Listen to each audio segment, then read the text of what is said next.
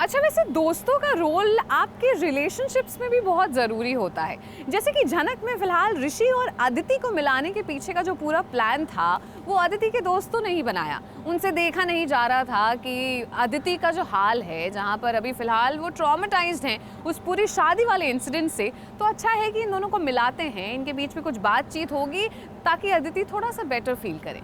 ऐसे दोस्त ना बड़े ज़रूरी होते हैं।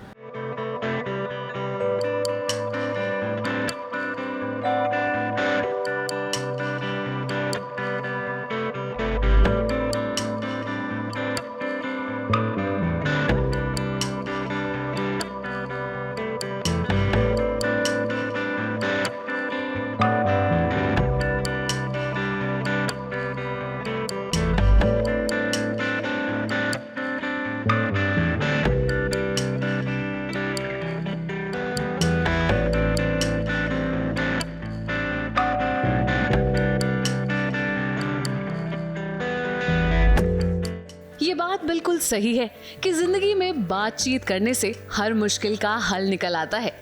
अब दिलों के बीच दूरियां तो पैदा हुई हैं, मगर उन्हें दूर करने की पूरी कोशिश अदिति के दोस्त कर रहे हैं।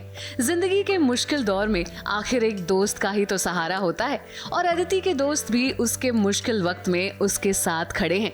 सीरियल झनक में ऋषि और अदिति की मुलाकात कराने के पीछे अदिति के दोस्तों का हाथ था। अब इन दोनों की जिंदगी में इतना कुछ हो चुका है कि कहीं ना कहीं दोनों को साथ लाना जरूरी भी था। अब आप तो जानते ही हैं कि अदिति को झनक का सच जब से पता चला है, उसका हर चीज पर से विश्वास उठ चुका है।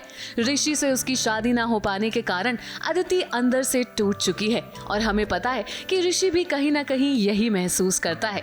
इन दोनों को ऐसे कैफे में मिलाने का प्लान अदिति के दोस्तों ने बनाया ताकि ये दोनों एक दूसरे से बात कर सके और इनके बीच की मिसअंडरस्टैंडिंग्स भी दूर हो जाएं। ऋषि ने मून को बुलाया, ना मून ने ऋषि को बुलाया। मून की फ्रेंड्स ने ऐसा सेटअप किया कि ये दोनों मिल सके, तो हम बस आज मिले हैं। जितने भी सारे कपल्स हो उसमें फ्रेंड्स का अहम रोल होता है, किसी के दिल टूटे हो उनको मिलाना। हाँ, ये तो है, होता ही है। बेचारे वही आते हैं एंड में कि अरे कर लो ना बात आपस में, कर लो सॉर्ट हो जाएगा। ये भी वही कर रही है बेचारे कि कर लो सॉर्ट हो जाएगा। ऐसा क्या कहना है ऋषि का, क्या बातचीत? ऋषि का ये कहना है कि उसने कुछ भी जो भी किया वो जान के नहीं किया। हाँ, उसकी गलती है कि उसको पहले बताना चाहिए था जो उसने नहीं बताया। और मेरा ये कहना है कि मैं वो चीज़ें अपने अंदर से बेसिकली अदिति का जस्टिफिकेशन ये है कि वो ट्रॉमेटाइज हो चुकी है, पोस्ट ट्रॉमेटिक सिंड्रोम में घूम रही है। ये मैंने खुद को जस्टिफिकेशन दी है इसके एक्शंस को लेके। और शादी का नाम सुनते ही उसको घबराहट होने लगती है बहुत ज़्यादा, तो वो उस ट्रॉमा से ओवरकम नहीं कर पा रही है। उसको वो ऋषि से अभी भी उतना ही प्यार करती है, बस जैसे ही ऋषि या शादी का नाम आता है तो उसको वो सारा ट्रॉमा फ्लैशबैक होने लग जाता है। जब आप किसी पर आंख मूंद कर भरोसा करें और वो विश्वास टूट जाए तो दिल जल्दी इस बात को भूल नहीं पाता। अदिति को भी कहीं ना कहीं ऋषि से धोखा मिला है। झनक से शादी की बात उसे अदिति को बता देनी चाहिए थी, मगर ऋषि, हम समझते हैं कि आपकी भी कुछ मजबूरियां थी। ओके, तो मान गए तो अभी फिर से साथ दिखा? नहीं, अभी मान गई हूँ इस बात को लेके कि हम वापस में से बात करते हैं, पर मैं आगे जाके भी ये बोलती हूँ कि अभी शादी के बारे में मुझसे कोई बात नहीं करेगा, because I am not ready for it. Solution क्या निकलने वाला है? क्योंकि वो मुझे नहीं पता, वो मुझे नहीं, डाइवोर्स तक I have no idea, trust me, I have no idea.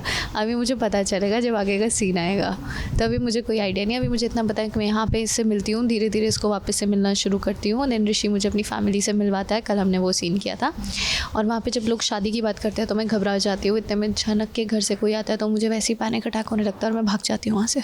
अब जख्म को भरने के लिए कुछ वक्त तो देना ही पड़ेगा, क्योंकि वक्त के साथ सब ठीक हो जाता है। ABP news report.